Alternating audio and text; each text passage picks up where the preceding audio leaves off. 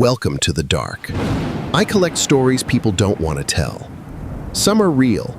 Some should have stayed hidden. I want you to picture something for a second. Like, truly put yourself in this scenario. Okay, I'm picturing it. You are standing in a subway station, but it is not the bustling, chaotic, shoulder-to-shoulder rush hour that you're used to. Right, the usual nightmare commute. Exactly. It's well past midnight. The trains have completely stopped running. So it's totally dead. Completely dead. The only sound is that harsh, aggressive electrical hum of those overhead fluorescent lights. Oh, I hate those. Right. The ones that flicker just enough to give you a migraine. Yeah, the really cheap ones. Yeah. And you are totally alone. The air smells like that very specific mix of ozone, damp concrete, and old metal. It's a very distinct smell, yeah. It really is.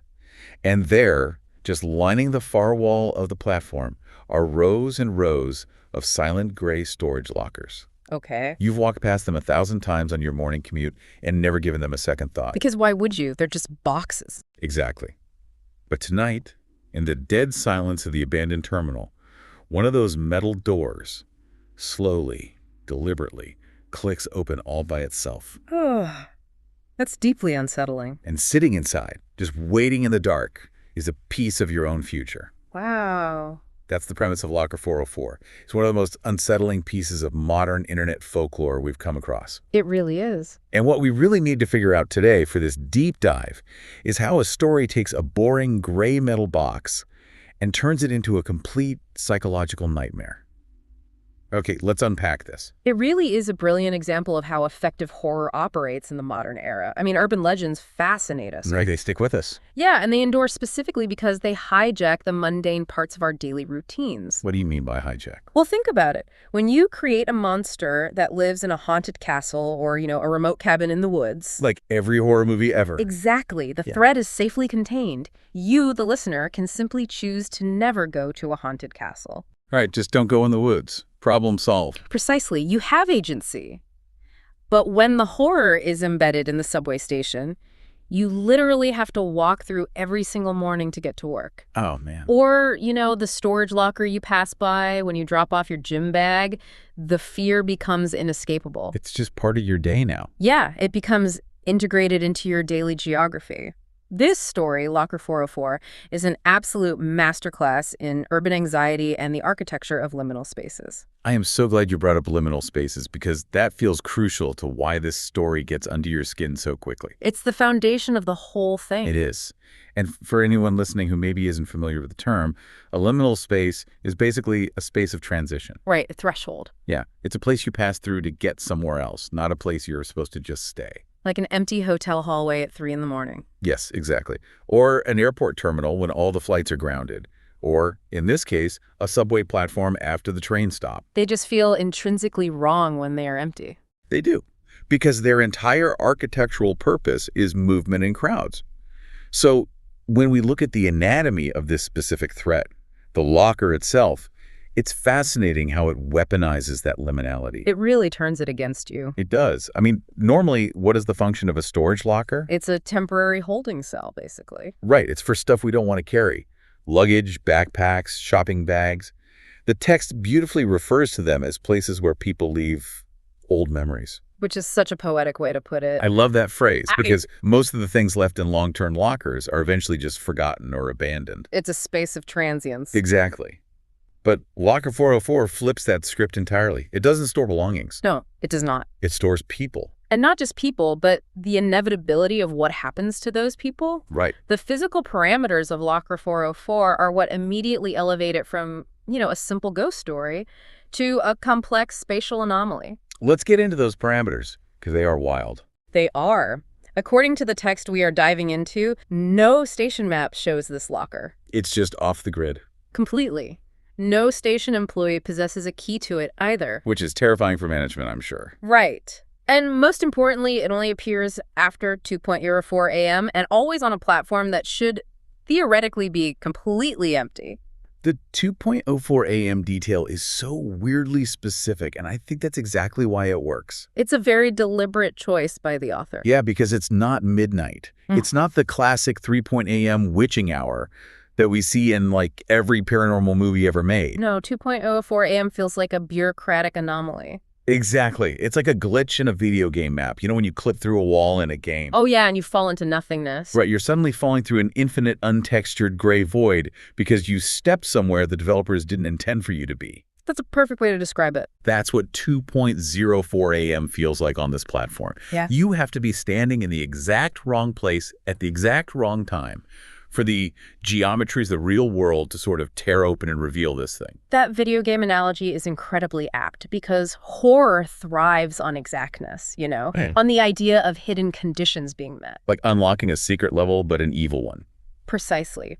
When you are writing a narrative or looking at how folklore is constructed, specificity breeds authenticity. That makes total sense. Right, because if the legend simply said it appears late at night, your brain easily dismisses it as a campfire tale. It's too vague. Exactly. But 2.04 AM, that implies documentation. It implies that someone, somewhere, tracked this phenomenon with a stopwatch. Oh, that's creepy to think about. Someone standing there timing it. It is. It's a hyper-specific time when the functional world is completely asleep, leaving only a very specific demographic vulnerable. The night shift workers, the cleaners, the security guards. Right, the invisible people. Yeah, the people who maintain our infrastructure while the rest of us are completely oblivious. Exactly. If you are listening to this and you've ever worked a graveyard shift, you know the psychology of isolation that sets in. Oh man, the sleep deprivation alone. Yeah, it makes the brain hypervigilant, Yeah. shadows stretch, sounds echo differently. You start jumping at every little creak. You really do.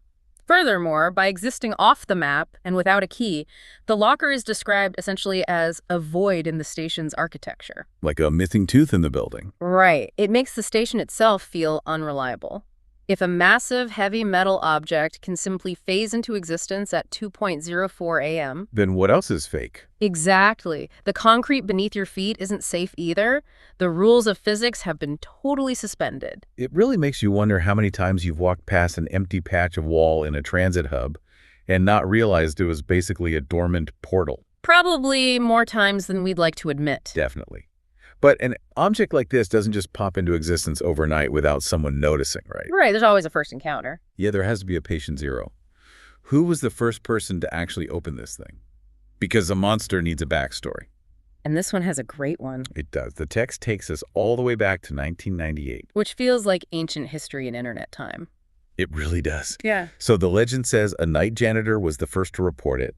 He opened locker 404 and found a suitcase inside. A very normal thing to find in a locker. You would think. Mm. But the suitcase wasn't full of clothes or money. It was full of photographs. And not just any photographs. No. Every single photo showed the faces of people who would disappear the very next day. It's such a chilling visual. It is. So, trying to be a hero, or maybe just acting out of sheer terror, the janitor burns the photos. Which is a very logical reaction, honestly. I would do the exact same thing. But it doesn't matter. The text explicitly states that disappearances still happened. And this introduces a core theme that runs throughout the entire narrative. Futility. Yeah, nothing you do matters. Exactly. The janitor burning the photographs is such a profoundly human reaction. We want to believe that if we destroy the messenger, we can stop the message. It's the illusion of control. Right. We think in terms of cause and effect. But his action didn't stop the tragedy. It only destroyed the evidence. Which almost makes it worse. It does, because this tells us something vital about the nature of Locker 404. The locker is not a weapon that is actively causing these people to vanish. Oh, interesting distinction. Yeah, because if it were the cause, destroying its components might have actually broken the curse. Like smashing a cursed amulet in a fantasy movie. Exactly. Instead, the locker is presented as an unchangeable oracle of fate. It is a symptom of a larger cosmic inevitability. A symptom, wow. That's bleak. It is deeply bleak. It taps into very ancient folklore roots. Think of the fates in Greek mythology or the concept of the Norns. Okay, I have to stop you there. I'm not super familiar with the Norns. Mm-hmm. How does that connect to a subway locker? It's actually a great connection to make when analyzing modern folklore. In Norse mythology, the Norns are 3 female entities who live beneath the world tree, Yggdrasil. Okay, with you so far. And they literally spin the threads of human destiny. Once a thread is woven and cut, that is your fate. So it's locked in. Completely locked in. You cannot negotiate with the thread, and you certainly can't change it by burning the loom. Oh, man. So the locker is the loom in this scenario. Exactly. The locker operates on the exact same deterministic principle. You cannot negotiate with it. It just tells you what the thread already dictates. Okay, but I'm going to push back on that interpretation a little bit. Okay, let's hear it.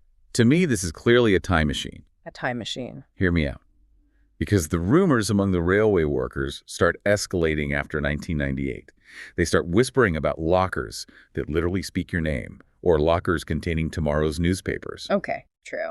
And one security guard even claimed he found his own employee ID inside the locker 3 days before he permanently vanished. Right, the ID from the future. Exactly. If the locker has his ID from 3 days in the future, it's pulling physical artifacts from an established future timeline. I see where you're going with this. Right. It's not just a loom spinning threads, it's a temporal gateway. Doesn't that make it a time machine? What's fascinating here is I actually completely disagree. Really? Why? Because a time machine implies agency.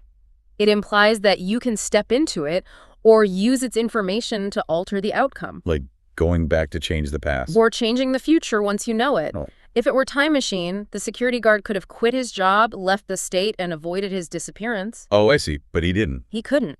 The locker forces its victims to confront their doom before it happens, removing their agency entirely. It's basically saying, look at what's going to happen and you can't stop it. Exactly. It doesn't offer a warning so you can escape. It offers a guarantee. That is so much more depressing. From a psychological standpoint, this is far more devastating than a sudden, unexpected demise. It's the dread of anticipation. Just waiting for the shoe to drop. Right. By showing the security guard his own ID 3 days in advance, the entity behind the locker is engaging in psychological torture. It's playing with its food. It really is. It is feeding on the paranoia and the agonizing wait. In classic creepypasta narratives, which this text heavily draws from, the loss of control is the ultimate terror.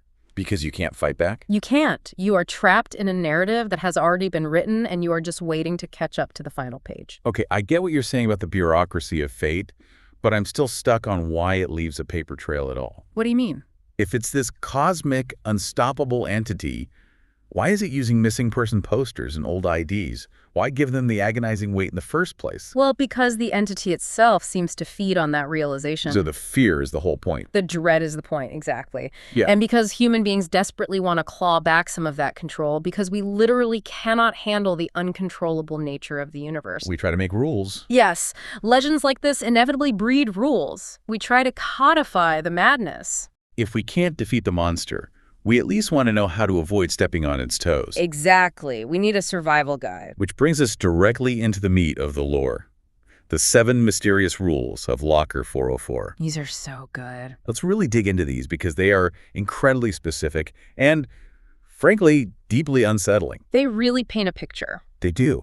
And I want to spend some time on these because for any creative writers listening, this is how you build a compelling world. Absolutely. You create rules that imply terrible consequences without ever showing the gore. Yeah. So rule 1 is never force the door open. A classic. And rule 2 is never remove every item. Let's start with those two. Sure. So in folklore, a rule never exists in a vacuum. A rule only exists because at some point, someone broke it. Someone had to be the guinea pig. Right. And the consequences were so severe that the survivors had to create a law to prevent it from happening again. So these rules imply a vast, completely undocumented history of carnage. They absolutely do. So looking at rule 1, never force the door open. That speaks to the human impulse of curiosity, the Pandora's box syndrome. We always want to look inside the forbidden box. We can't help it. What happens when we pry into things we aren't meant to see? The locker opens when it chooses to open. Right. It's on its own schedule. Exactly. Forcing it implies you are trying to command the void, which never ends well for the mortal. It's like trying to pry open the jaws of a shark. Just a bad idea. A very bad idea. And rule 2, never remove every item. That feels like a cosmic balancing act to me, like the universe abhors a vacuum. Oh, that's a great way to put it. If you take everything out of the locker, it demands something back to balance the scales. Yes, there has to be equilibrium. And usually, the closest thing available to fill an empty locker is the person standing right in front of it. Exactly. It's the law of equivalent exchange applied to a paranormal threat. Take a penny, leave a soul. Basically, you can't just take You must leave an offering. Okay, let's look at Rule 3. Never read every name aloud. This one gives the legend a distinctly ritualistic quality. It definitely shifts the tone. Why names, though? What is it about reading names out loud that triggers this thing? This is deeply rooted in the folklore of true names. Oh, like in fantasy novels where knowing a demon's name gives you power over it. Exactly like that. In countless ancient cultures, speaking a true name gives you power over an entity, or conversely, it summons the entity to you. You see this in the fairy tale of Rumpelstiltskin, right? Yes. Knowing his name is the only way to defeat him. You also see it in ancient Egyptian mythology with the concept of the Ren, the soul name, which was so powerful it had to be heavily protected. So reading the names out of the locker is like a reverse spell. Right. Reading the names aloud from the locker might be acting as an acoustic trigger, a summoning spell disguised as a mundane roll call. That is so creepy. You are verbally acknowledging the dead, or the soon-to-be dead, and by speaking their names, you are drawing their attention and the attention of whatever holds them directly to you. It's like you're logging into their network and alerting the admin. That's exactly it. But see, out of all of them, my brain immediately fixates on Rule 4. If the locker feels warm, walk away. Oh, that one is visceral. That one gets under my skin way more than the others. Think about that warmth for a second. If you're listening to this on your commute right now, think about the infrastructure around you. It's all concrete and steel. Exactly. If you go up to a metal storage locker in a drafty, air-conditioned subway station, your brain expects cold, unforgiving steel. It should be freezing. Right. So touching that metal and finding it radiating heat like the ambient heat of a living body is a visceral, deeply unsettling sensory violation. It shouldn't be alive. Exactly. It implies biology. It implies digestion or, like, incubation. Ugh, incubation is such a gross word to use there, but it's perfect. Right. It's a brilliant sensory detail for any writer. Taking an object that is fundamentally inorganic and giving it an organic characteristic is the fastest way to trigger the uncanny valley response. Your brain just immediately screams, wrong. Yes. The juxtaposition of the cold, rigid infrastructure with the warmth of living flesh creates immediate cognitive dissonance. It forces the victim to realize they aren't touching a piece of furniture, they are touching a skin. God, a skin locker. I hate that. It shifts the genre from paranormal ghost story to almost biological horror. It really does. Yeah. Okay, let's hit the last 3 rules before we move to the actual story. Okay. Rule 5, never close the door while someone is looking inside. Rule 6, if your reflection appears, don't touch it. And Rule 7, if you find your belongings, leave them behind. Cool, very specific warnings. Very. Rule 5 feels like a trap to me. If you close the door on someone looking in, do you sever them from reality? That's an implication, yeah. Do you trap their soul in the darkness while their physical body just stays on the platform? It plays into the fear of sudden disconnection. It's the same childhood fear of having the basement door shut behind you when the lights are off, but dial up to 11. Just instant isolation. Right. But Rule 6 is where the psychological horror really peaks. If your reflection appears, don't touch it. Yes. This is heavily steeped in the psychological dread of the doppelganger, the shadow self. Which we will definitely see play out literally later in the text. We will. Mirrors and reflections have long been considered portals or traps for the soul. Like in Victorian times. Exactly. In Victorian times, they used to cover all the mirrors in a house when someone died so the soul wouldn't get trapped in the glass before it could move on. Oh, I've heard of that. So to touch your reflection in a space that already defies time and physics is to risk swapping places with whatever is mimicking you in the glass. You become the reflection. Right. You get pulled in, and it gets to walk out in your body. Which perfectly sets up the ultimate trap of Rule 7. If you find something that belongs to you, leave it behind. Do not take it. The hardest rule to follow. It really is. Which is exactly what our protagonist, Alex Turner, fails to do. He just couldn't resist. So we've established the theoretical rules, we've talked about the history, but now the text shifts to a concrete narrative.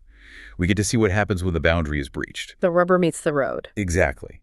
And this is where the pacing of the narrative really shines. It's beautifully constructed. So we meet Alex, an overnight station cleaner.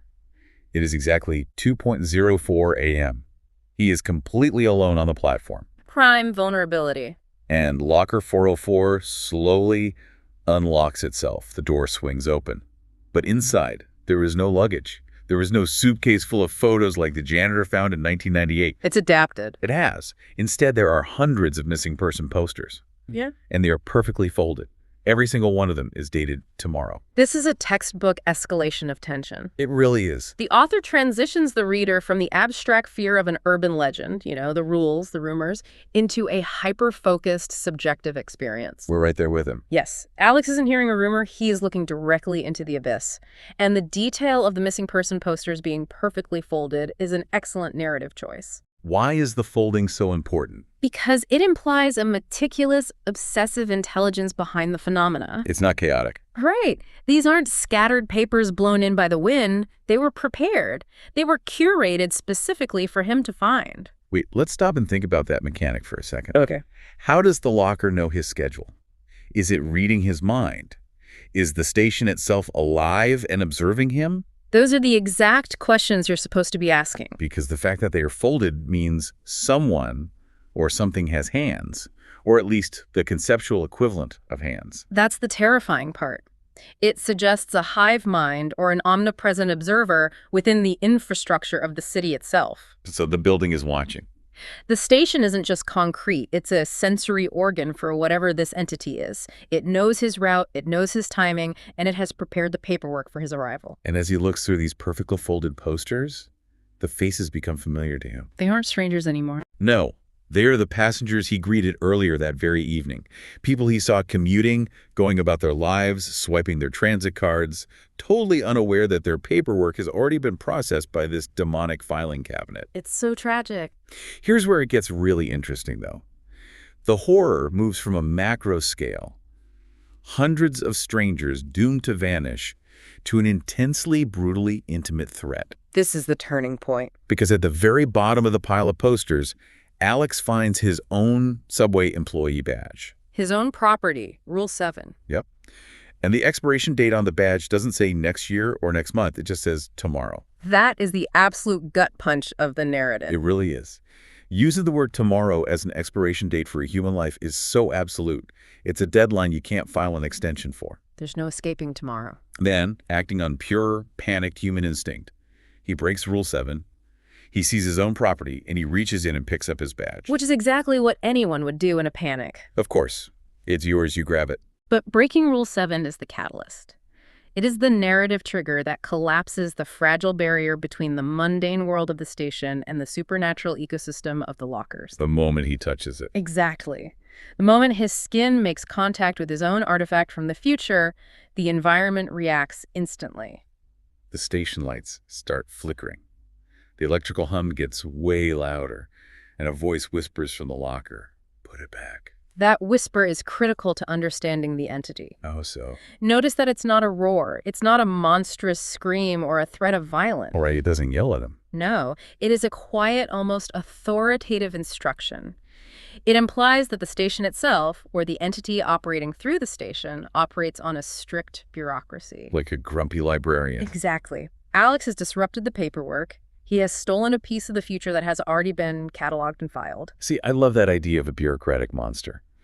It's not angry that he took it because it wants to eat him. It's annoyed that he messed up the filing system. He threw off the cosmic accounting. Yes. And because he breaks that rule, because he disrupts the paperwork, reality just fundamentally breaks down around him. The escalation here is insane. We enter this massive escalation. Alex turns around, and the platform is empty. But every single locker door along the entire wall clicks open in unison. Hundreds of doors. Hundreds of metal doors, all opening at once. And what's inside isn't just shadow. The text is very specific here. It is a darkness so deep it swallows the light around it. A total void. Yeah, it's a total absence of visual information. And from this absolute darkness, hands slowly reach out. From every locker. From every locker. Hundreds of hands. But they don't reach out to grab him and pull him in, which would be the standard cheap horror trope, right? Right, they don't attack him. Instead, they reach out to hand him more posters. This sequence is a masterpiece of spatial horror, specifically invoking non-Euclidean geometry. Okay, let's break that down for a second. Non-Euclidean geometry. That's a term thrown around a lot in Lovecraftian horror, but what does it actually mean in the context of this subway platform? In simplest terms, Euclidean geometry is the geometry of the physical world we understand. So, flat surfaces. Parallel lines. All right, parallel lines that never meet, angles that add up perfectly. It's the math that builds a normal, predictable box. A box is a box. Exactly. Non-Euclidean geometry in horror refers to spaces that completely defy those laws of physics. It's the bigger on the inside concept, but made terrifying. Like an evil TARDIS. Very much like that. The lockers are no longer individual, small metal boxes measuring a few cubic feet. Right, because when they all open. The moment they all open together, it reveals that they share a massive, single, interconnected interior dimension. Wow. They are all windows looking into the same vast, light-swallowing void. The physical metal dividers between the lockers don't actually exist on the inside. So an entire dimension squeezed behind a 1/4 inch of sheet metal. Exactly. And by having the hands reach out to hand him more posters rather than attacking him, the entity is reinforcing its nature as an inevitable force of bureaucracy. It's doing its job. Yes. If we connect this to the bigger picture, it is overwhelming him with the sheer volume of its collection. It is saying, look at all the lives I have claimed, look at the paperwork of the doomed. It's flexing on him, basically. It is. It diminishes Alex from a protagonist fighting for his life into a tiny, insignificant speck in the face of this massive, uncaring infrastructure. And to really hammer home the emotional weight of that insignificance, one of the posters drops from the reaching hands to the floor. This part is so sad. It is. Alex picks it up, and the face on the poster belongs to a little girl who was reported missing 10 years ago. A decade. It's a tragic detail on its own, but then he flips the poster over, and someone has frantically scribbled on the back in crayon, "I'm still inside." Oh, man. Right? That single sentence changes the entire genre of the story. It absolutely does. It shifts the horror from the simple fear of death, the fear that the locker kills you, to the agonizing, fathomless terror of eternal conscious entrapment. Which is so much worse than death. Being missing in this universe isn't a state of being dead. It is a state of perpetual aware suffering. The girl has been in that void for 10 years, capable of writing a note, capable of begging for help that will absolutely never come. It is a devastating narrative pivot. It really is. It transforms the locker from a passive object of fate into an aggressive, consuming entity that preserves its victims in a state of suspended agony.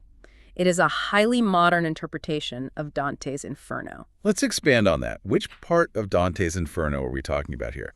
Because usually when people hear that, they just think of fire and pitchforks. Right, the cartoon version of hell. But Dante's vision of hell was heavily structured around ironic punishment and eternal consciousness. They were very aware of their punishments. Exactly. In the Inferno, the sinners aren't just burned, they are trapped in environments that ironically reflect their sins, forever aware of their predicament, forever mourning the loss of the sun and the living world. So the locker is a modern circle of hell. It is.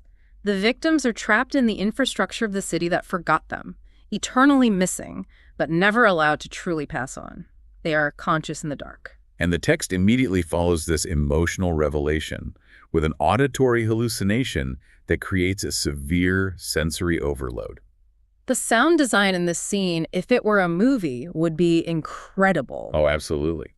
A Phantom Station announcement suddenly echoes over the platform speakers.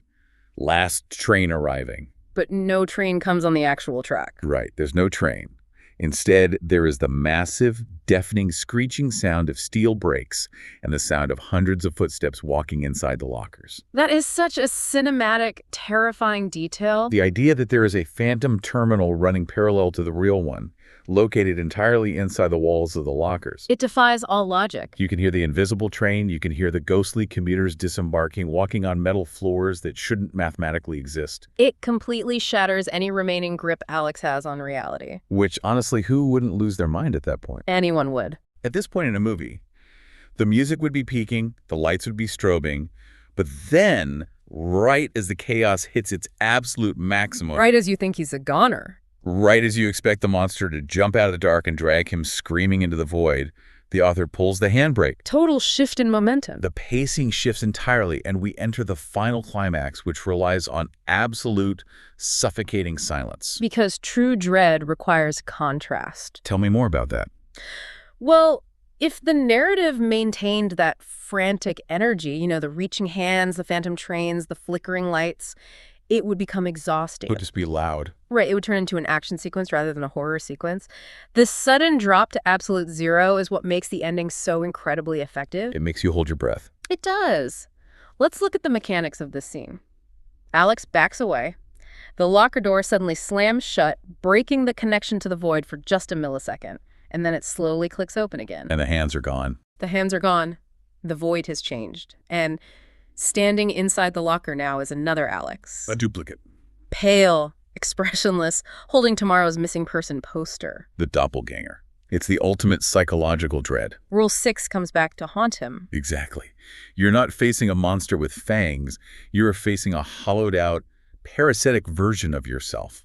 Why is that so universally terrifying? Why does seeing our own face scare us more than, like, a werewolf? From a folkloric perspective, the doppelganger is historically an omen of imminent death. Like the banshee. Kinda, yeah. Oh, yeah. Across various cultures, Germanic, Slavic, Celtic, to see one's own double is to see the mechanism of your own undoing. It means your time is up.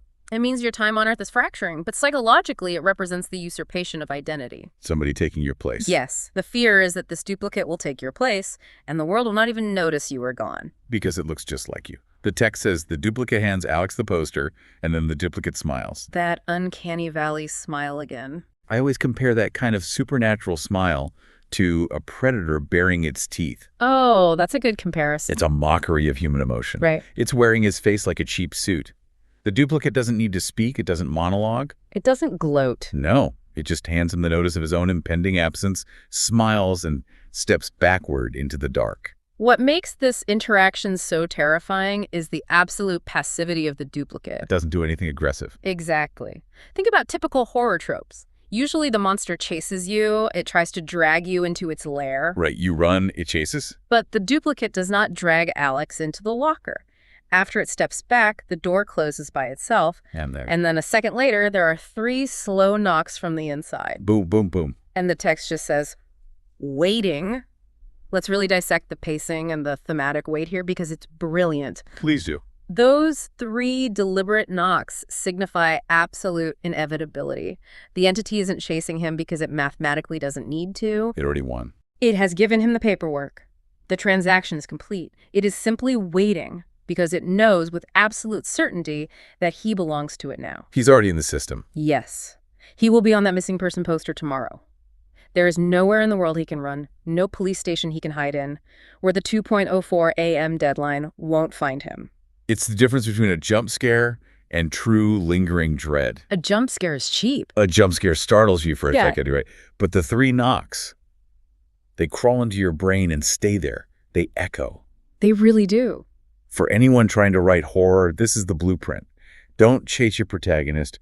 Have the monsters sit down and wait for them. It creates a psychological pressure cooker. It's so much worse. And the aftermath of the story confirms exactly what those 3 knocks promised. The tragic conclusion. We get the final wrap-up of the source text, bringing us back to the mundane reality of the station. The next morning, the daytime railway staff arrive for their shifts. Just a normal morning. And they find Alex's cleaning cart exactly where he left it. His two-way radio is still crackling on the handle. His coffee is still warm on the cart. It's a classic Mary Celeste scenario. We should probably define the Mary Celeste for listeners who might not know the reference. Right, good idea.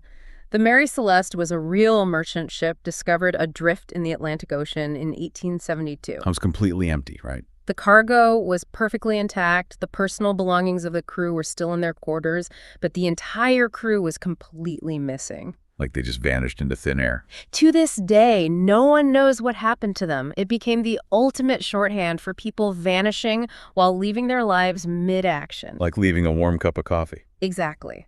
Alex's warm coffee serves the exact same narrative purpose. It grounds the supernatural disappearance in undeniable physical proof that he was just there moments ago. It acts as an anchor to reality. It does. And the legend concludes by stating that night workers now actively avoid the unused lockers after midnight. As they should. They have developed a belief that the lockers aren't for storing belongings, but rather they are making room for you. That is such a chilling phrase. It is the birth of a new workplace superstition built directly on the bones of Alex Turner. It becomes lore. Yes. And for fans of classic creepypasta narratives, the Slender Man myths, the Backrooms, the SCP Foundation, this hits all those familiar beats perfectly. Oh, absolutely. It takes modern, sterile environments and injects them with an ancient predatory intelligence. Which leads us to the final chilling quote from the source text, which basically acts as the thesis statement for the entire legend. It ties it all together. The text reads, "Some lockers don't keep what's lost. They keep what hasn't disappeared yet." Wow. So what does this all mean? Let's pull all these threads together. When we strip away the doppelgangers, the non-Euclidean geometry, the phantom trains, what is this story really trying to tell us? What is the core fear here? Ultimately, I think the story taps into our collective modern fear of being swallowed by the massive, uncaring infrastructure of our cities. Being eaten by the city. Exactly. We live in a world of complex transit systems, endless concrete corridors, and just automated bureaucracy. Systems that are too big to care about one person. Right. We are surrounded by systems that do not know our names and do not care about our survival. We are just data points. It's a number on a badge. Yes. Locker 404 is the supernatural manifestation of that anonymity. It is the fear that you could slip through a crack in the pavement, fall into the machinery of the city, and simply become another piece of paperwork. Another perfectly folded poster waiting in the dark. It is the horror of being forgotten by the world while you are still desperately conscious inside it. The horror of being filed away, it's brilliant, it's deeply unsettling, and it's a testament to how creative writing can turn our everyday environments into psychological minefields. It really is a masterpiece of modern folklore. And it leaves us with a lingering question that I want you to really mull over the next time you find yourself commuting late at night. Oh, I'm never taking the subway at night again. If this locker only stores people who haven't disappeared yet, is the locker itself a portal that actively traps them? Or is it just a mirror, impartially reflecting a terrible fate that was already sealed the moment they were born? That's the real question. The next time you walk past an abandoned bank of lockers in a quiet station, and you hear the hum of the fluorescent lights above you, ask yourself, if one of those metal doors slowly clicked open, would you have the willpower to walk away without looking inside?